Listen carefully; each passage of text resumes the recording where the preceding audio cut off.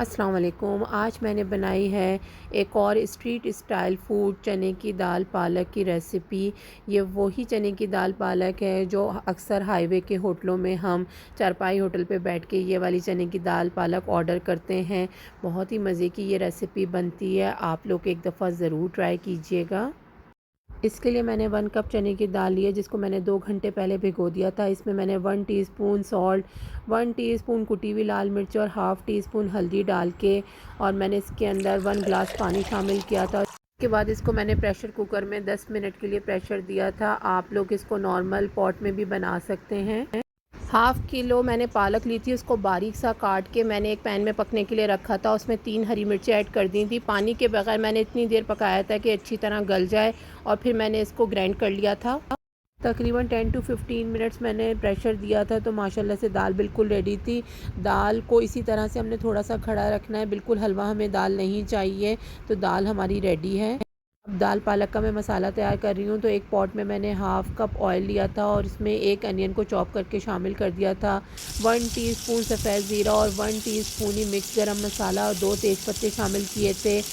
ہم انین کو ہلکا سا فرائی کریں گے تو اس میں نے 7 سے 8 ثابت لال مرچیں بھی شامل کر دی تھیں، اور 1 table spoon ginger garlic fresh میں نے چاپ کر کے اس کے اندر ایڈ کیا تھا، اور اس کو بھی اچھی طریقے سے میں انین کے ساتھ بھون لوں گی۔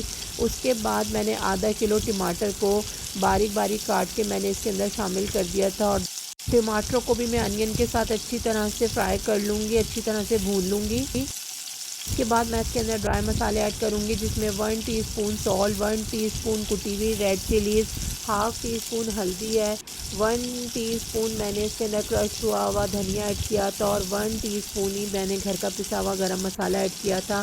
سارے مسالوں کے ساتھ ہم ٹماٹر اور انین کو اچھی طرح فرائی کریں گے۔ تقریباً 15 منٹ میں نے اس کو ڈھک کے ہلکی آنچ پہ پکایا تھا، تو ٹماٹر اچھی طرح سے گل گئے تھے اور مسالہ اچھا تھا بھن گیا تھا، آئل اوپر آ گیا تھا۔ تو اس پہ میں جو بوائل ہوئی ہوئی چنے کی دال ہے وہ میں اس کے اندر ایڈ کر دوں گی، اور ٹماٹروں کے ساتھ اس کو اچھی طریقے سے مکس کر لوں گی۔ اس کے بعد میں نے جو پالک اور ہری مرچوں کا پیسٹ بنا کے رکھا تھا وہ میں اس کے اندر شامل کر دوں گی اور اچھی طرح مکس کروں گی، اور 10 to 15 منٹس میں اس کو لو فلیم پہ ہلکی آنچ پہ دم پہ رکھ کے پکاؤں گی۔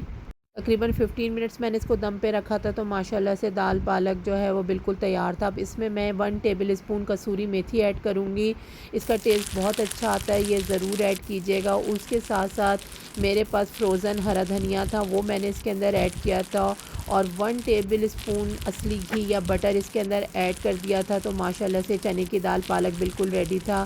آپ یہ ریسیپی ضرور ٹرائی کیجیے گا اور اپنا فیڈ بیک دیجیے گا کہ آپ کو میری یہ ریسیپی کیسی لگی۔ جزاک اللہ۔